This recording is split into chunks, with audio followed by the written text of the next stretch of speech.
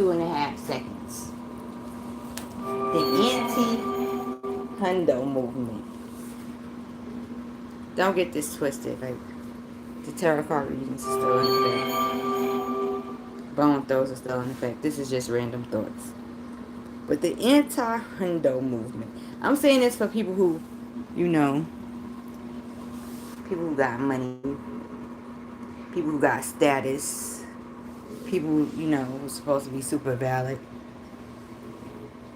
The worst energy to be around is individuals that's gonna tell you anything you want to hear because of who you are, because of how much money you got, or because of your status. It's that anti-Hundo movement. They don't keep it 100. They just gonna tell you whatever they need to tell you just so they can be around you, just so they can be in your presence, just so they can have access to you.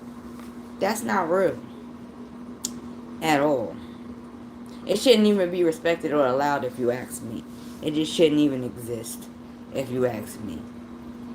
Keeping it a hundo is, I don't care if you got $1 billion. I'm going to tell you the same thing that I would have told you if you had $1. That's keeping it a hundo. It's the same love if you had $1 versus $1 billion. That's keeping it a whole hundo. Regardless of the fact. It's not, and moving right along through the situation, when you think about it, it's not about, you know, is that crab in a barrel kind of energy that Sky don't respect at all. People don't understand that it's kind of opposing. And I'm only saying that because when you're dealing with this crab in a barrel kind of issue, it's like, all right, you about to come up, or you coming up, or you are up, so I'm going to drag you down. Why are you going to do that for? How can an individual help another individual if you drag me down with you? That doesn't really make sense to me at all. It's communities that need to stop with the crab in a barrel kind of energy. We as a people have to learn how to let people go and do their damn thing and have enough faith in the individual that they're gonna come back and help them.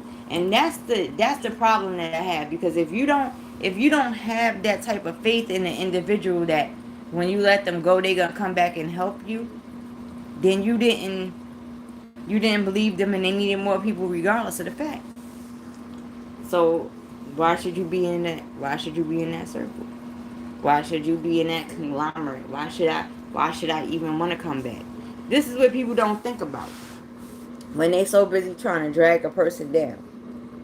Even when you dealing with, you know, opposing individuals, if you solid, then you solid. I don't really, you know, ain't no love and war. That's what they say. But I don't have to cut your resources off. Play fair. People don't play fair. You know, you want to weaken the opponent, and at the same time, in order to weaken the opponent, depending on who your opponent is, you weaken yourself. And people don't think about that. I'm just saying, because you have to expose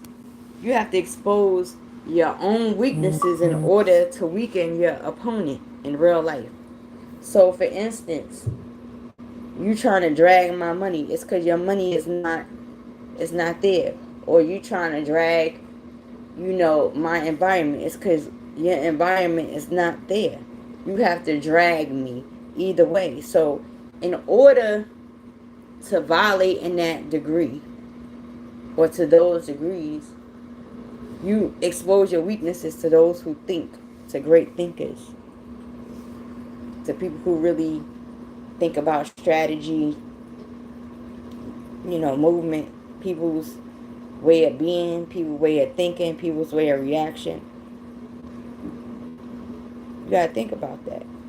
If you dragging my money, I'm automatically gonna assume your money low. If you dragging my environment, you trying to make my environment, you know, a different type of environment, a lower environment, I'm gonna automatically assume that your environment ain't there.